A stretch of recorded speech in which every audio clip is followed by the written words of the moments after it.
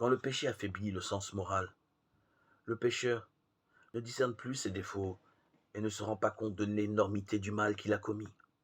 À moins qu'il ne se soumette à l'action du Saint-Esprit, il demeure dans un aveuglement relatif au sujet de ses péchés.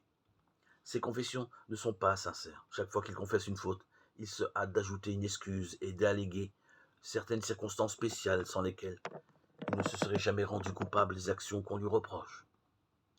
Après avoir mangé du fruit défendu, Adam et Ève furent saisis de honte et d'effroi. Leur première pensée fut de chercher à se disculper de leur faute et à échapper à la redoutable sentence de mort. Quand Dieu s'enquit de leur péché, Adam voulut en faire retomber la faute en partie sur Dieu et en partie sur sa compagne. La femme que tu as mise auprès de moi m'a donné de l'arbre et j'en ai mangé. La femme à son tour rejeta toute la faute sur le serpent, disant le serpent m'a séduite et j'en ai mangé. Genèse 3, 12, 13.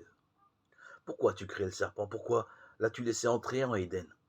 Ces questions impliquées dans son excuse ne tendaient qu'à faire retomber sur Dieu la responsabilité de leur chute. La tendance à excuser ces torts a pris naissance chez le père du mensonge et se manifeste chez tous les fils et toutes les filles d'Adam. Les confessions de ce genre ne sont pas inspirées par l'Esprit de Dieu et ne peuvent être agréées. La véritable repentance amène le pécheur à porter lui-même sa transgression et la reconnaître sans fraude et sans hypocrisie.